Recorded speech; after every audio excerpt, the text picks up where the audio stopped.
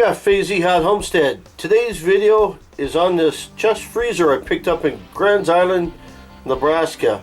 Now why did I go from Arizona to pick up this freezer? Well, first off, I was going to be in Nebraska anyhow, and it saved me $700. Picked it up at Menards, free shipping to the store, pretty good deal. So this is a unique, that UGP 6F, that means it's 6 cubic feet. It's a freezer, and it runs on propane, but it also runs on 110. I just got it. I'm putting it in that trailer that I'm going to haul back to Arizona. My goal is to put some deer meat in here. Hopefully we get a deer. I got a propane tank.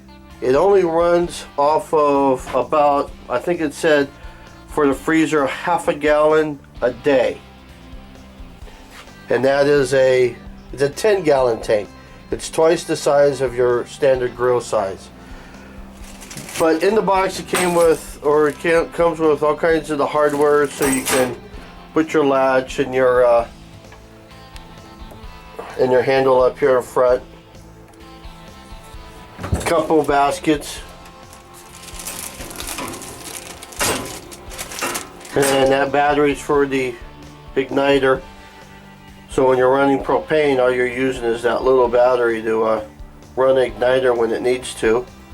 Or you can run it on AC power, which gives me a lot of flexibility. There's this guy here. I'm not too sure what he's for. I'm sure he's to clean out something in the back, like the grills and stuff. Nice thick walls. I bought Unique because it was unique. Now I bought the brand Unique only because it gave me the flexibility of doing propane and electric. So this is all your cooling stuff. Here's your AC cord. This here must be for your exhaust for your propane. So this is just kind of the unboxing of the Unique. Just came with a box with a pallet, just sat on a pallet, strapped together. We got a couple of handles on the side here for make it easier to move around. Slight concern is it slides pretty nicely, so I gotta make sure when it's in this trailer it doesn't slide on me. Alright, so my chest freezer, here's what these components are, or these knobs and whatever. This knob here says off, right there. Over here you can't see in the shadow, but there is a electrical plug. And then down below is for the propane. I was set on propane because this freezer, like I said earlier, runs on propane or 120. So when I want to turn it off, obviously I turn it to the off section. Okay. That power on button, green, is when you have it turned to the AC plug. It'll tell you that it's on. This is your thermostat. Now, the red and the blue basically represents, red is kind of the cooler and the blue represents the freezing. So I could just make this a refrigerator and only cool it down to, I don't know, maybe 50 degrees or so by using 1 or 2. It's tough because these knobs, 1, 2, 3, 4, you don't know what it really is.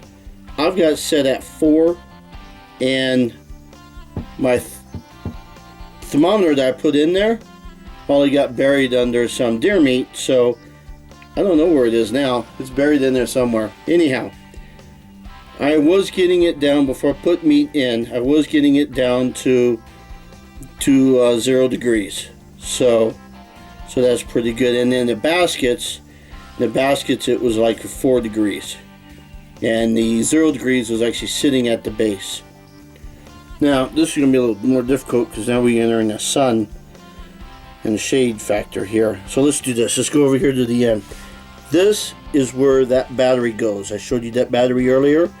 The battery goes in there. Now what's interesting, when I put the battery in, I couldn't really tell offhand where the front, the top or the bottom of the battery goes, you know, positive, negative. So the first time I did it, nothing was working. So when I flipped it around, it worked. The open close is just so you can unscrew it and replace the battery. That's your igniter. That's your on-off for your flame. Now I don't know if you can tell or not, but on the green side there is a red line, like a little meter gauge type of thing. I don't know if you can see it there in the corner. That tells you that it's on. When the thing is off, it's going to be all the way to the left in the red. And that's your propane. So what you do is you hold this down, and at the same time you're going to hold this one down. So you hold this one down first, you start hearing some clicking. Then you hold this one down and you'll hear the propane start going through.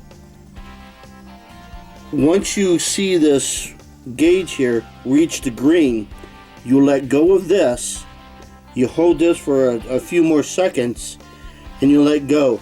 That gauge will stay on the green side, and if it does, that means it lit, the pilot light got lit, and you're ready to go.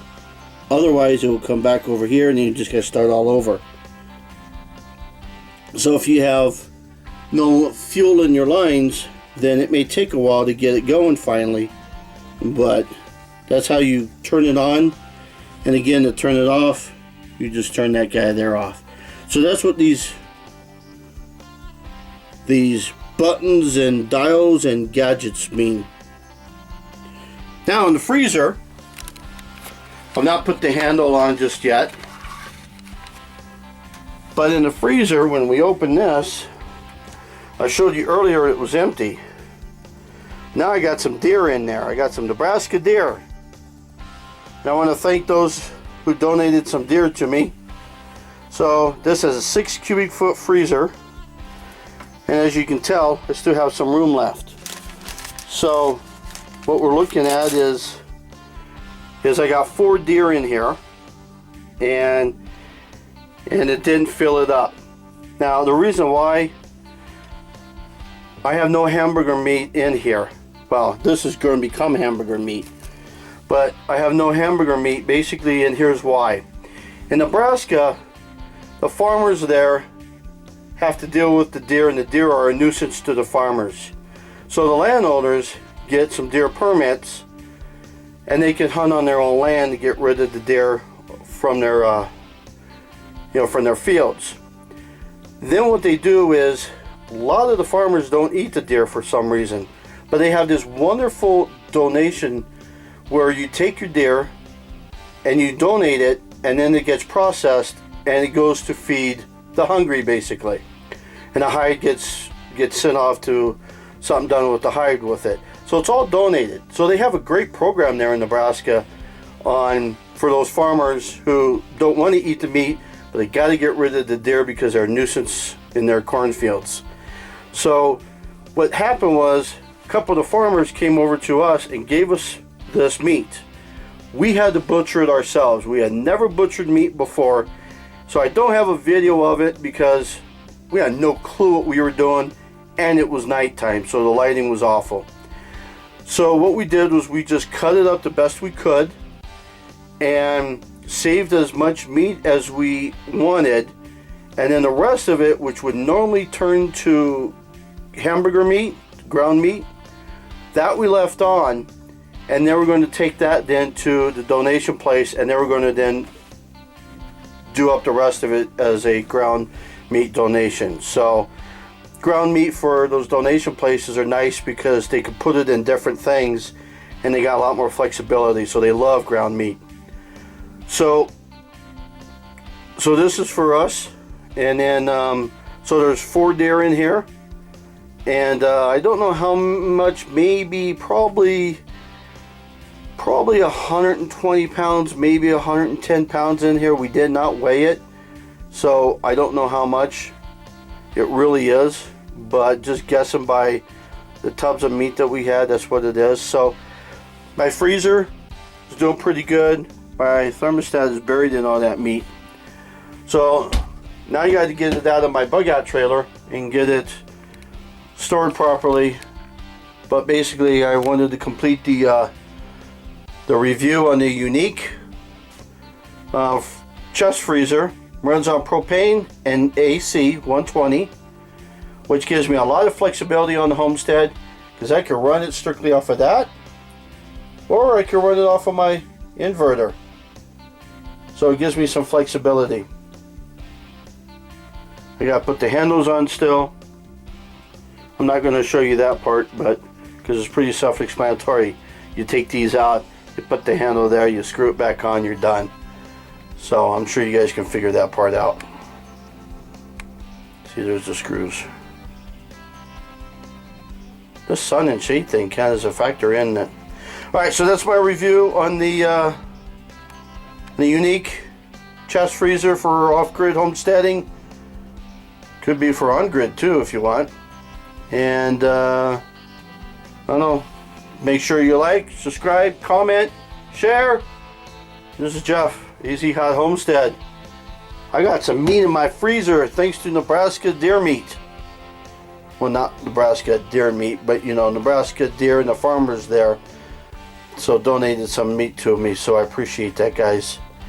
So till next video, have a good one, folks. Bonus section. Okay, how did I hook this thing up?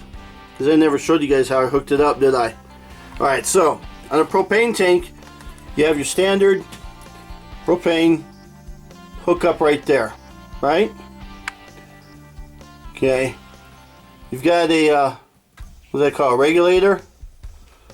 Then on top of this, you've got this guy here going into him. And then going into the tank, into the freezer itself. See how this is going to come out. Down there is the other one. Now what's interesting is this. This guy down here, see if I can show it. That guy there coming out of the freezer. So that guy down there is a 3/8 inch male flanged fitting, not a pipe fitting. So when I got the hose, I needed to make sure that the hose itself was a female 3/8 inch, not a pipe threading, but a flange fitting. Now this guy here, on this was a pipe. But that's all there is to it on the propane tank. Now what I'm going to do though is, eventually I'm going to take it off of the propane tank and put it on my main propane tank on the homestead, the big 100-gallon guy.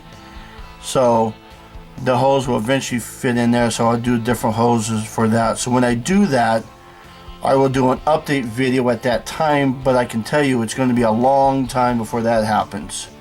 So because I need, once I get it in place, then I want to call my propane company out and have them do a pressure test to make sure that while the pressure coming out of my propane tank takes care of my freezer, plus my furnace, my fridge, and everything else, so I don't end up causing problems.